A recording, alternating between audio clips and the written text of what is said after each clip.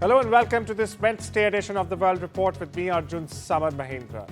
Let's take a look at what's making headlines around the world. US President Donald Trump has renewed his demand for sweeping election reforms in the US, citing India's electoral system as an example of efficiency and integrity. Citing India and some other countries as examples, Trump said that US now fails to enforce basic and necessary election protections employed by modern, developed and even developing nations. He added, and I quote here, India and Brazil are tying, in fact, voter identification to a biometric database, while the US largely relies on self-attestation for citizenship. Chief advisor to the Bangladesh interim government, Professor Mohammad Yunus, departed for China for a 4-day visit by a special China Southwestern flight on Wednesday. Now, Yunus is leading a 57-member delegation, including foreign advisor Tauheed Hossain. Officials and security personnel accompany them. The visit marks the 50 years of diplomatic relations between Bangladesh and China. Wind-driven wildfires in South Korea killed at least 18 people and ravaged the country's southern regions. The fires destroyed more than 200 structures and forced 27,000 people, in fact, to evacuate, officials said on Wednesday. Meanwhile, houses, factories, vehicles, and a 1,300-year-old Buddhist temple were among the structures destroyed in the wildfires that have, in fact, burned 43,330 acres and injured 19 people, the government's Emergency Response Center has underlined. Dry conditions, wind and trees down by Hurricane Helene fueled wildfires in North Carolina and South Carolina as well. Their evacuation orders were in effect Tuesday. Now, the National Weather Service of the U.S. issued a red flag warning for parts of South Carolina upstate, western North Carolina and northeast Georgia through Tuesday night. This as conditions were expected to be favorable for the rapid spread of wildfire with lingering dry air and winds picking up to 10 to 20 meters per hour or around 16 to 32 kilometers per hour and gusting 25 to 35 meters per hour and 40 to 56 kilometers per hour. Meanwhile, 2 fires were burning in the mountains of South Carolina as well. U.S. House Democrats are demanding accountability over a mushrooming controversy that top national security officials, including Trump's defense secretary, texted plans for upcoming military strikes in Yemen to a group chat in a secure messaging app that included, in fact, the editor-in-chief for The Atlantic. Now, this was reported by the magazine Monday. The revelations were explored during a Senate Intelligence Committee hearing Tuesday that, in fact, examined worldwide threats to the U.S. homeland. The text chain contained operational details of forthcoming strikes on Iran-backed Houthi rebels in Yemen, including information about targets, weapons, and the U.S. would be deploying and, in fact, attacking sequence as well.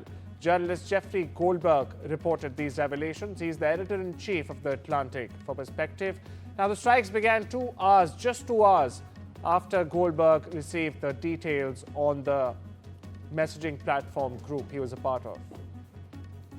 Let's just debunk a few myths here, because now the approach these leaders are taking is to lie.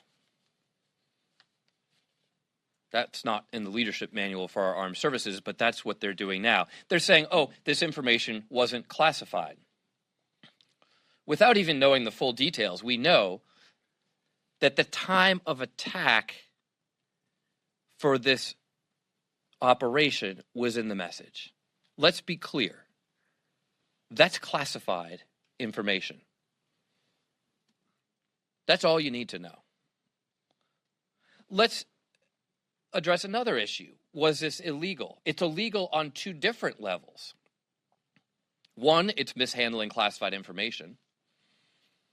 That's been well established. But the second level it's illegal on is that the executive is required to maintain records of its communications. And this is a way for this lawless administration to get around that.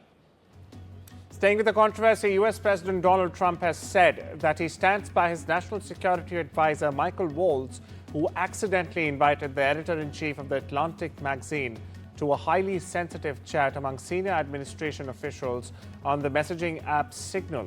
Now, this was about a forthcoming U.S. military operation. The U.S. president called criticism against Walz unfair and even bashed Goldberg and his magazine for being bad for the country. By the way, Trump also brushed aside questions about if someone would be fired for their mistake. Listen into what Trump said, followed by Tulsi Gabbard's remarks, who claims that there in fact was no classified material that was shared in that Signal chat. This certainly will look at this, but the main thing was nothing happened. The attack was totally successful. It was, I guess, from what I understand, took place during, and it wasn't classified information. So this was not classified. Now, if it's classified information, it's probably a little bit different. But I always say you have to learn from every experience. I think it was very unfair the way they attacked Michael. He's a good person. There was no classified material that was shared in that. So then, if there was no chat. classified material, share it with the committee. You can't have it both ways. These are important jobs. This is our national security. Bobbing and weaving and trying to, filibuster your answer. So please answer the question. If this was Director Gabbard, if this was a rank and file intelligence officer who did this kind of careless behavior, what would you do with them?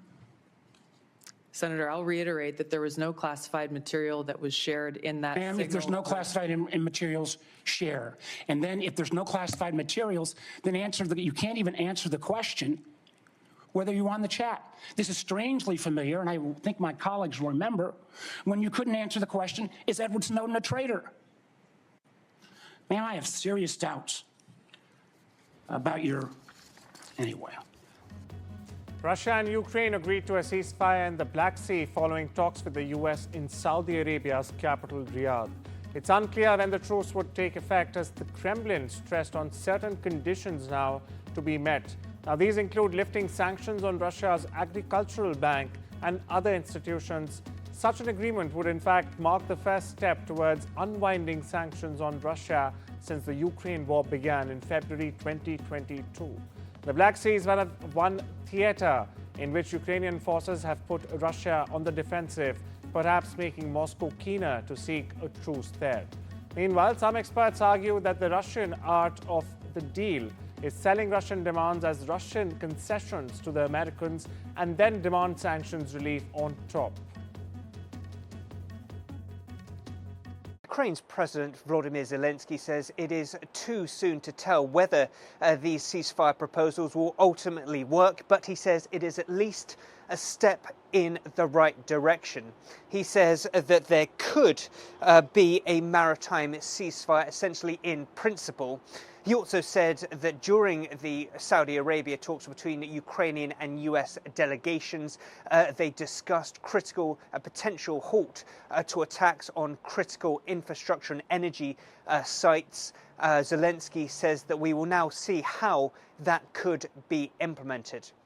We've also heard from Ukraine's Defense Minister, Rustem Umerov. Now, he says that what is crucial now is for technical talks to resume as soon as possible to discuss things like how these agreements could be implemented, how they could be monitored.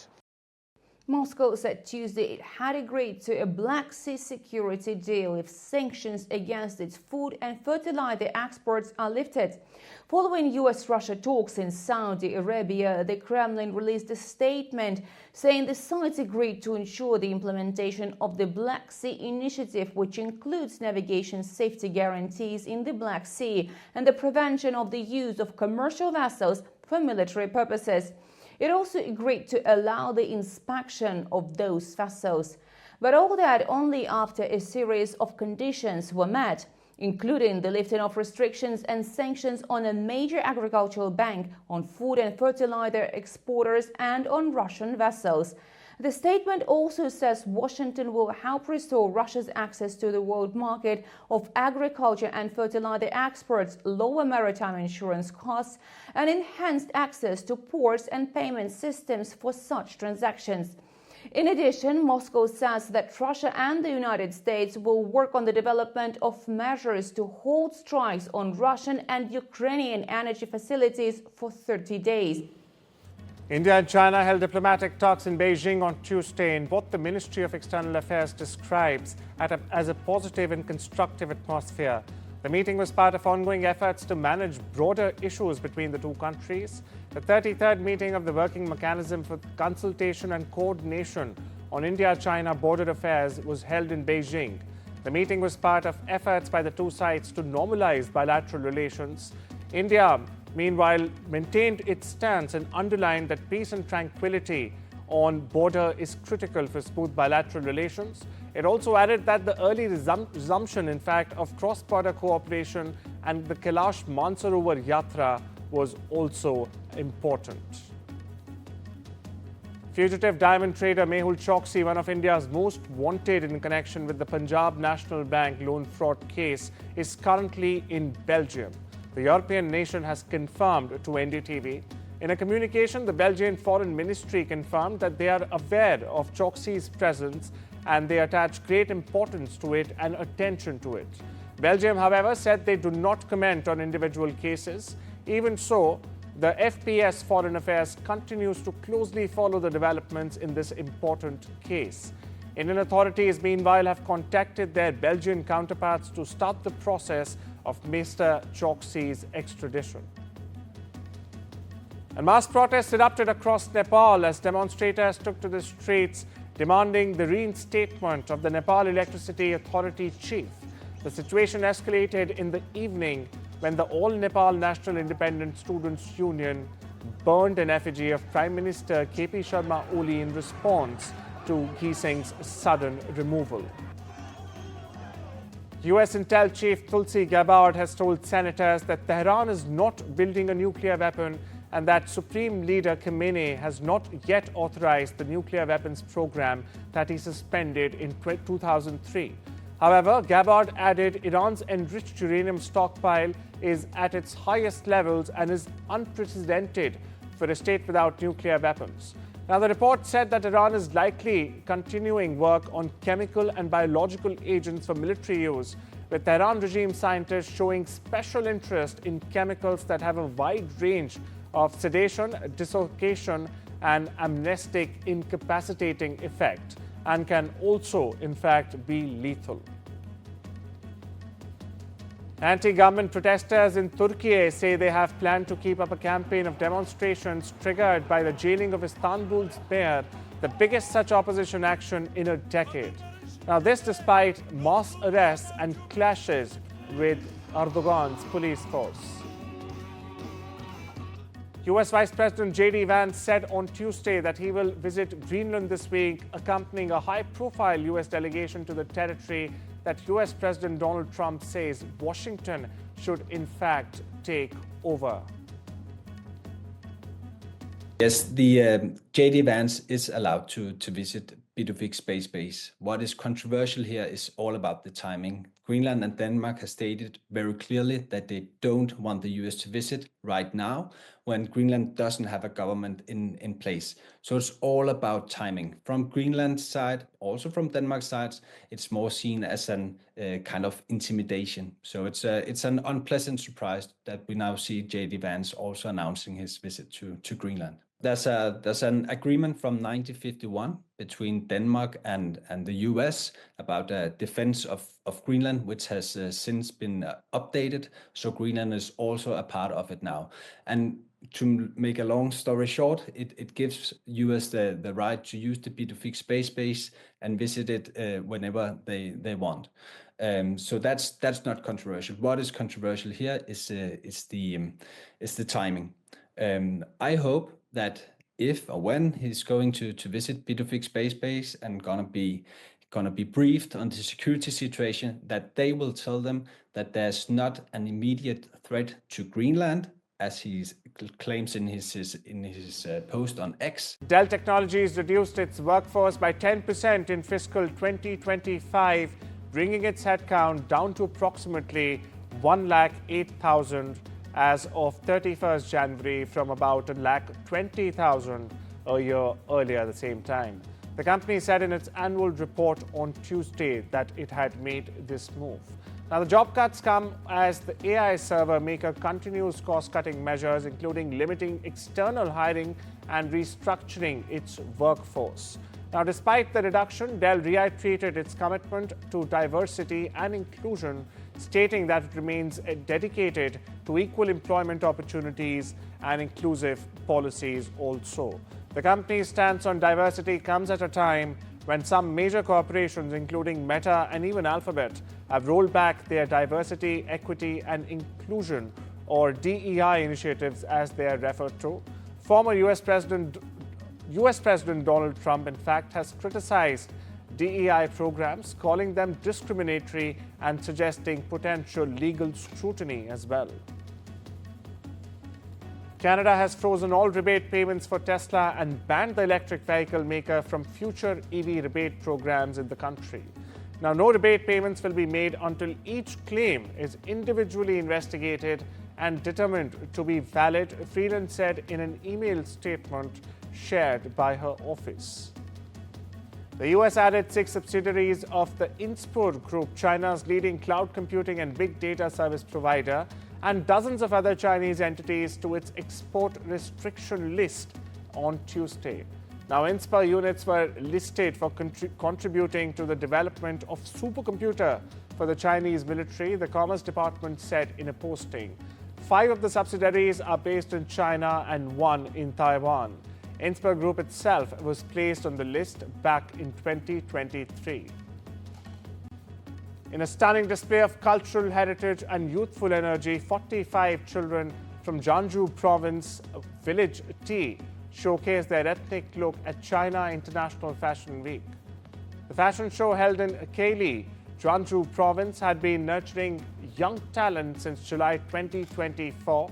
With over 400 theme shows and 30,000 participants, it has attracted global attention, needless to say.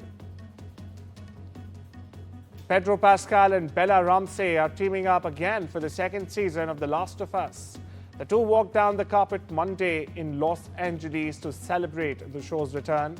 Based on the popular video game The Last of Us Part 2, this season finds Joel, played by Pascal, and Ellie, played by Ramsey, 5 years after the season 1 finale. Listen in. I mean, we were really thrown into this together to like really long days on set, and sort of in the same way that me and Pedro were thrown into season 1. Me and Isabella didn't have time to get to know each other before because we were both so busy. She was filming like another movie at the same time, and so yeah, she really kept the set really light and breezy and brought such a joy to it. Just like this real fresh energy that we needed, I think. That's all we have for you today. Take care and have a wonderful day.